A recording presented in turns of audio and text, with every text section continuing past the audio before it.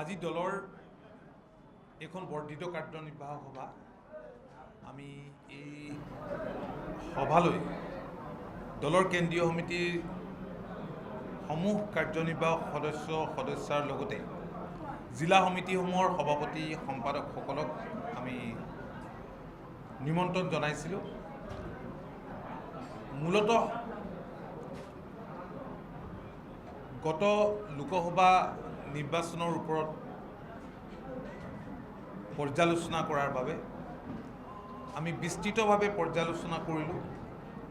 যিসকল দলীয় সতীৰ্থক বিভিন্ন সংসদীয় সমষ্টিৰ দায়িত্ব দিয়া হৈছিল, কাৰণ 14টা সংসদীয় সমষ্টি আছে, এই 14টাৰ দায়িত্ব দিয়া হৈছিল, আৰু যিসকলক আমি বিধানসভা সমষ্টিসমূহৰ দায়িত্ব অৰ্পণ কৰিছিলোঁ, আমি সকলোকে লিখিত প্ৰতিবেদন দিবলৈ কৈছিলোঁ। সেইমতে লিখিত প্ৰতিবেদন সকলোৱে আমাক দিছে, আৰু বিশেষকৈ বিধানসভা সমষ্টিসমূহৰ পৰা আৰু সমূহীয়াভাৱে সংসদীয় সমষ্টিৰ তত্ত্বাৱধায়কসকলে ইয়াত লিখিত প্ৰতিবেদন দিয়াৰ উপৰিও মৌখিকভাৱে যিখিনি অভিজ্ঞতা হ'ল সেই কথাখিনি ইয়াত প্ৰকাশ কৰিছে।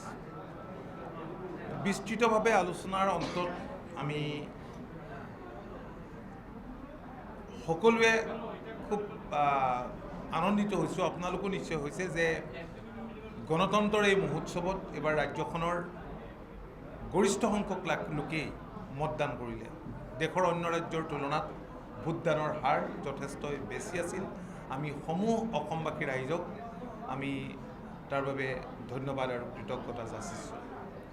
তো ইয়াৰ উপৰিও আপোনালোকে জানে, খুব পৰিকল্পিতভাৱে মিত্ৰজোঁটে এইবাৰ নিৰ্বাচনী প্ৰচাৰৰ ব্যৱস্থা কৰিছিল।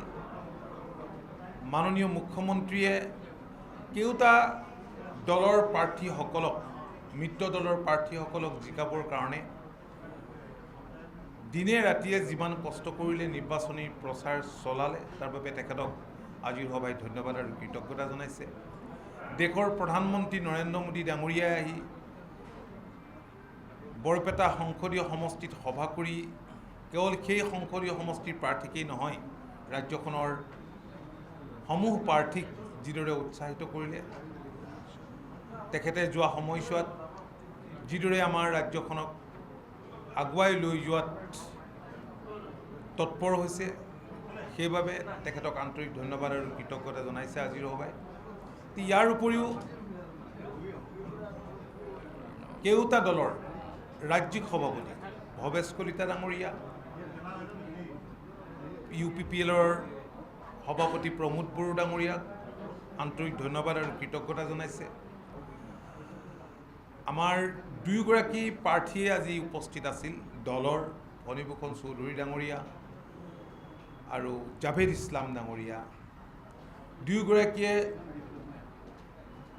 তেখেতসকলৰ অভিজ্ঞতাখিনি ব্যাখ্যা কৰিলে, আৰু বিস্তৃতভাৱে পৰ্যালোচনাৰ অন্তত দলে সিদ্ধান্ত লৈছে, যিহেতু বাই ইলেকশ্যন অৱশ্যম্ভাৱী, গতিকে বাই ইলেকশ্যনৰ কাৰণে যাতে আমাৰ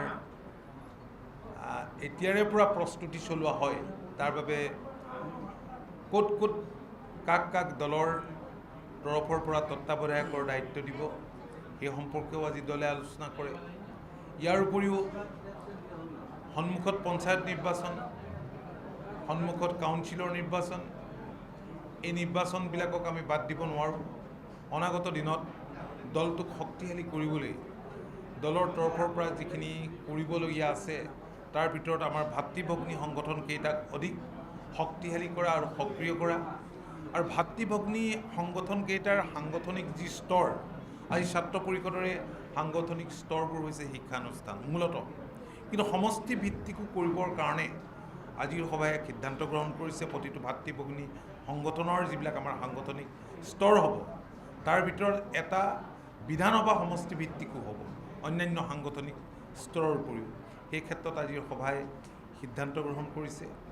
ইয়াৰ উপৰিও দলৰ তৰফৰ পৰা যিখিনি প্ৰতিবেদন আহি পালে, সেই প্ৰতিবেদন ভালদৰে ষ্টাডি কৰি ভৱিষ্যতৰ দিনত ইয়াৰ পৰা আমি কি আহৰণ কৰিব পাৰোঁ, কি আহৰণ কৰিলোঁ আৰু আমি কেনেকৈ আগবাঢ়ি যোৱা উচিত, এইখিনি যুগুতাবৰ কাৰণে আমি এখন কমিটি কৰি দিছোঁ। বীৰেন্দ্ৰ প্ৰসাদ বৈশ্য ডাঙৰীয়া আছে, কমলা কলিতা ডাঙৰীয়া আছে, মনোজ শইকীয়া ডাঙৰীয়া আছে, মণিমাধৱ মহন্ত আছে, আৰু গোটেই সাংগঠনিক স্তৰবোৰ